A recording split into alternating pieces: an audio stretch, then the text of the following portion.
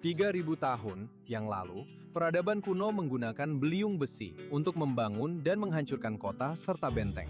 Saat ini, para arkeolog yang bekerja jauh di jantung lembah Elah menggunakan beliung besi yang persis sama, tapi bukan untuk menghancurkan kota, melainkan untuk menemukannya. Selama 16 tahun terakhir, ekspedisi Lot dan Lautenschlager telah melakukan penggalian di Tel Azekah di Israel Tengah, berusaha mengungkap salah satu benteng kuno kerajaan Yehuda. Saya pikir rahasia Tel Azekah terletak pada lokasinya. Saya ingin pergi ke tempat di antara orang Yehuda dan orang Filistin, di antara orang Yehuda dan orang Arab, orang Edom, di antara Yehuda dan Israel di utara. Jadi ini adalah perbatasan yang nyata dan sangat penting. Ini adalah perbatasan yang harus dilewati siapapun yang ingin datang dan berhubungan dengan orang Yehuda. Siapapun yang ingin menaklukkan Yehuda harus melewati tempat ini. Oded Lipschitz adalah seorang profesor sejarah Yahudi pada periode Alkitab dan dekan Fakultas Humaniora di Universitas Tel Aviv. Dan selama 16 tahun terakhir, dia telah memimpin proyek-proyek penggalian. Azekah penuh dengan kejutan, jadi masih banyak kejutan dan penemuan menakjubkan yang kami temukan, terutama dari zaman besi. Karena inilah yang sedang kami gali sekarang, termasuk teras tempel dan juga anak timbangan beka yang baru saja kami temukan. Ini adalah hal yang sangat menarik, karena sekali lagi, ini menghidupkan kembali Alkitab. Ini membawa kembali sejarah Yudea dari situs ini dan sangat mengembirakan. Dan di area utara, ketika Anda melihat waduk yang runtuh ini adalah aspek lain. Karena bagian bawah tanah Azekah penuh dengan gua. Dimanapun kita mencapai batuan dasar, kami menemukan gua-gua dan berbagai endapan.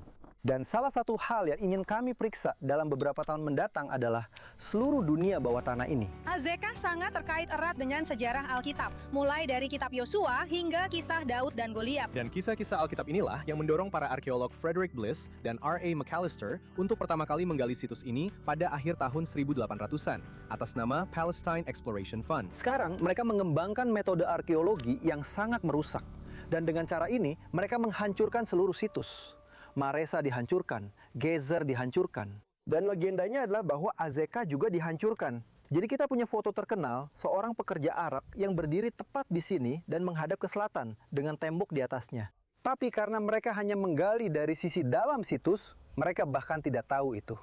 Di atas saya ada sebuah pintu masuk yang dibuat oleh kaum Hasmonia, katakanlah menurut saya, oleh Yohanes Hyrkanius sekitar tahun 140 sebelum Masehi. Ini adalah lokasi yang hanya dipilih untuk administrasi pertahanan. Dan saat kita berada di sini, inilah mengapa tempat ini sangat sering disebutkan dalam Alkitab juga sebagai wilayah perbatasan. Sabina Kleiman adalah salah satu direktur lapangan penggalian Azekah dan seorang profesor di Universitas Tel Aviv.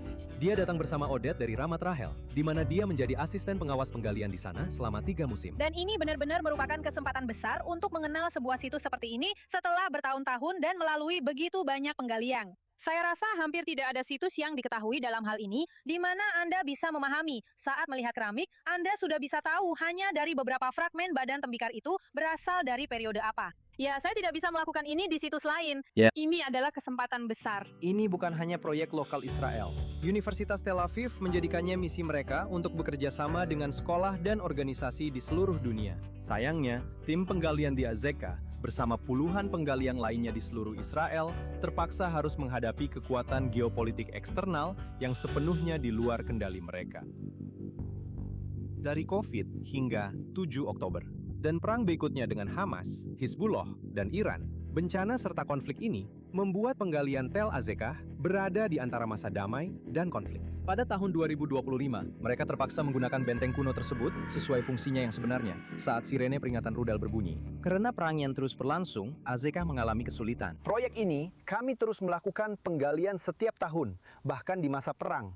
Tetapi semakin sulit untuk bekerja sama dengan kelompok-kelompok dari seluruh dunia. Jadi aku belum terlalu merasakannya, alasannya di kantor, tapi aku akan merasakannya dalam jangka panjang. Kami tidak benar-benar bisa mendapatkan hibah yang bagus, yang biasanya kami dapatkan dari luar negeri. Uang sangat terbatas. Di daerah ini hanya ada 2 relawan. Aku masih punya banyak pertanyaan, dan aku ingin menyelesaikan penggalian di area ini tahun ini. Ya, biasanya di area ini ada 20 relawan yang bekerja. Namun, meskipun menghadapi berbagai cobaan dan kesulitan, tim penggalian Tel Azekah, seperti benteng yang sedang mereka singkap, tetap tangguh. Azekah saat ini sudah menjadi tempat di mana bus-bus sekolah dan para pengunjung datang. Sampai sekarang mereka datang ke Gardu Pandang, menceritakan kisah Daud, lalu mereka pergi.